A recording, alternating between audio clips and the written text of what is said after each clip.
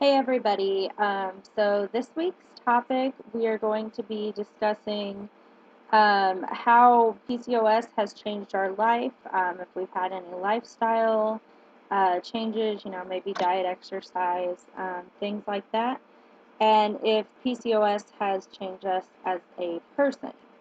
Um, Now, me personally, I was just diagnosed in January, well, end of January, beginning of February of this year. So I'm kind of at the beginning. I kind of do a little bit of this, a little bit of that. If it doesn't work out, kind of tweak it a little bit. But I am very much still in the beginning of this process and this journey. Um, for me personally, I've been trying to watch what I eat, try to reduce anything, at least that, well, minimalistically consume fried foods, or, things like that that just really shouldn't be eating anyway. But at the same time, um, and I don't eat a lot of sweets or anything like that normally anyway, although prior to my diagnosis, I was having issues where that's like all I would crave. But typically, I'm not somebody that craves those types of things. However, I also am not at the point where I feel like cutting those things out entirely would be the best decision for me. Now, if it so happens, like I used to always, well, not all the time, but I would drink Diet Pepsi um, fairly regularly. It's just so happened that I just don't ever want it anymore. It just doesn't sound good to me, which is really weird since I've drank that my whole life. But if I start to have aversions or like where I just don't want it anymore, of course I won't eat it. But at the same time, that being said, if I go to, my cousin's wedding or, something like that, I'm not going to not have a piece of cake. Like, I, for one, am not in those situations very often, but I feel like if I went all the way to the extreme, of what I was doing prior, then it's going to make it harder to stay on the wagon. Now, if I just start eating healthier and sticking to like a certain caloric intake per day and things like that, I'll lose weight, I will become more healthy, and, along the way, you will start getting to where you want to be healthier. And, once I can accomplish um, sticking to that, then it's a lot easier to say, cut out a certain section or a few things here and there, which will make a significant difference in the long run. But for me, I feel that it improves my chances of sticking with it. Um, that's just my personal opinion. I'm not a doctor, not a nutritionist. I'm nobody except me.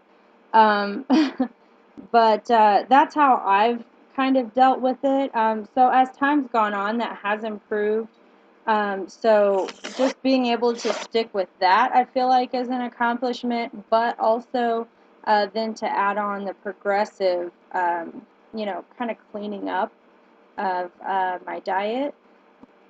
Also, another thing, of course, is portion control. That's been huge too, but that's been a part of my diet, where I didn't really want to cut out everything, but do better portions of what types of food I was eating, eat healthier foods, things like that. Um, if I did eat like cake, I'm obviously not going to eat like half the cake because that wouldn't make any sense. Um, but that's just been me. Aside from that, exercise has been something I've been trying to be better about. It's been hard because I have other medical issues.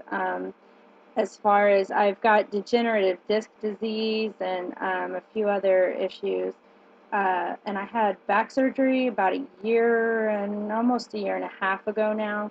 And I'm not back to where I was prior to that, since I am significantly weaker than I was before that because I literally could not walk or stand or essentially move any part of my lower body for like 6 months. So, as you can imagine, that tends to have a little bit of a atrophy effect on your muscles when you don't use them for that long, or at least not like you were using them.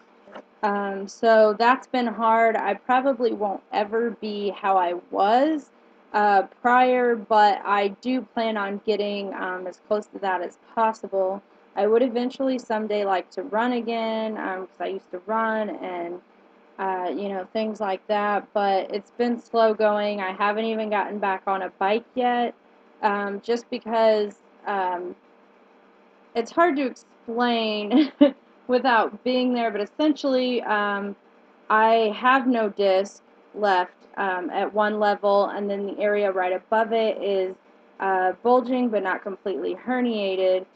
So I'm trying to, it's a fine balance between trying to baby it and trying to get better at the same time, because in getting better, it's very easy to injure, well, not even necessarily re-injure, but damage the discs in my back. But anyway, that's a whole other can of worms.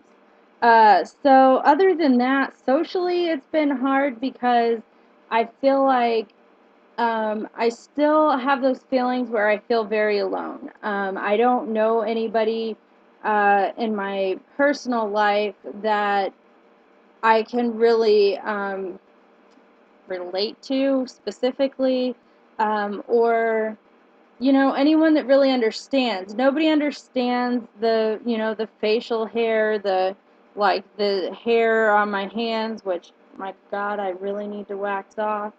Um, they, they don't understand how that affects you personally, and they think that just because, other people don't notice it, that it shouldn't bother you. And I don't feel that way. It bothers me. I have to see it. I have to deal with it. Like, my friend had a bonfire over at his house, and the entire night, all I could think about was, oh my God, I bet everybody can see my facial hair. And it, like, literally, that was all I thought about, because it's, a different type of lighting, and it just really bothers me. And like, I don't care if other people have a problem with it. It bothers me that I have a problem with it. And I think that's what people don't understand.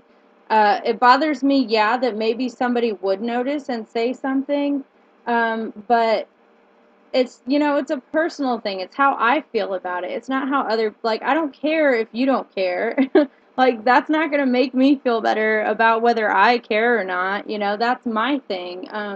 It's been very hard to deal with, and I went out and I bought a beard trimmer because I could cut it down, so I didn't have to shave, so I didn't have stubble.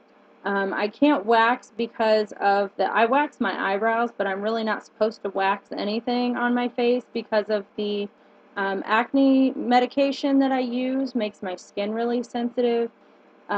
So anyway, those types of things are really frustrating. Making sure that you're on some sort of a schedule so you get all your pills in every day.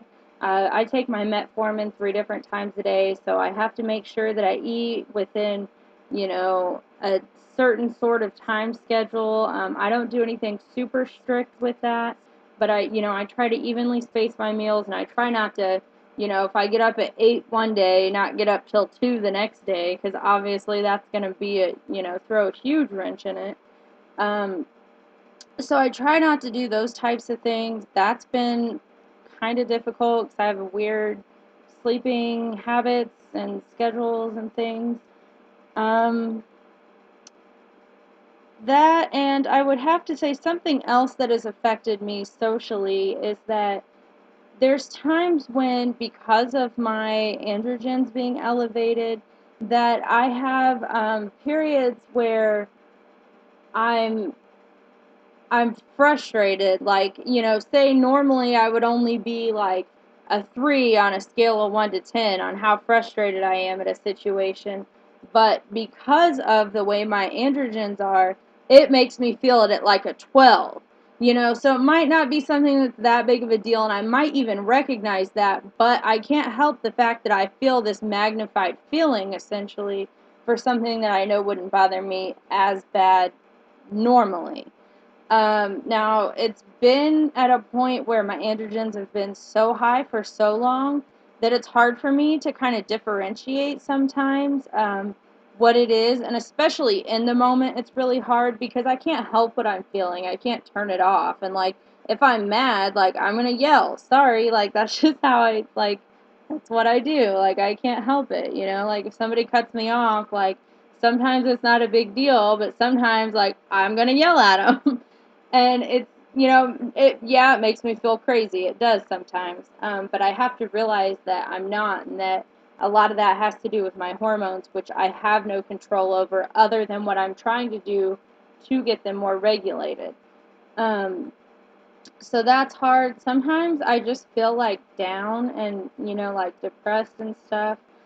Sometimes that's from the issues I've had with the hair and the acne and the weight gain and the, things like that. Or the fact that, like, I got angry, or like I, like, yelled at somebody when I didn't. Like, obviously I feel really guilty when that happens.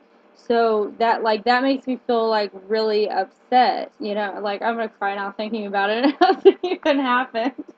But anyway, like, that makes me feel really guilty and really bad for reacting that way. But it's like, it's frustrating because sometimes I think people think I'm just being a bitch, and that if I tell them, oh, it's my PCOS, they're going to think I'm making an excuse for it, and I'm really not. But it's just the thing of, like, you kind of have to grade on a curve because you know me better than this, and this isn't who I am, but you have to understand I'm a different form of who I am. Like, I have this androgen filter going on that makes it come out or come in to me differently than it normally would. So that's really frustrating. Essentially, as a person, I feel like I am the same person. I have the same values, things like that. I care about people and everything just like I always have. So, in that way, I don't feel that PCOS has changed me.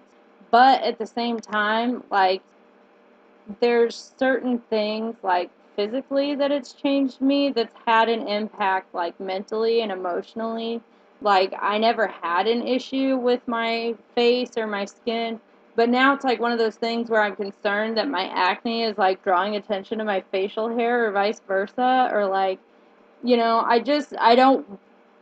I haven't really dealt with it all the way. I'm better than I was when I had first realized either thing. Right off the bat, because it is traumatizing, or at least it was for me, when I was like, oh my god, I have a beard, or when or when I was reading online, this woman was talking about how she feels like she sweats more than she used to. And this is crazy because I had been thinking, like, just prior to that, that I'm like, man, I feel like my face is just, like, extra sweaty, and, like, I sweat a lot, like, right in here. And, on my upper lip and stuff, and, like, probably on my forehead, too. A lot more than I used to. And I think that has to do with the androgens having some sort of an impact there. But it's crazy because sometimes I'm like, normally I'm freezing all the time, but now it's like sometimes I'm just like sweating, and I'm like, am I the only one that's burning out? Like, I feel crazy. um, but anyway, it's something that you have to take a day at a time, and I try to work through it, but it's kind of been a lot thrown on my plate all at once, so it's not been easy. But anyway, I think that's pretty much all I've got for this topic. If you have any questions or any comments or anything, feel free to leave them below. I'll leave links to Tumblr, Facebook, and all that, and I hope to see y'all next week.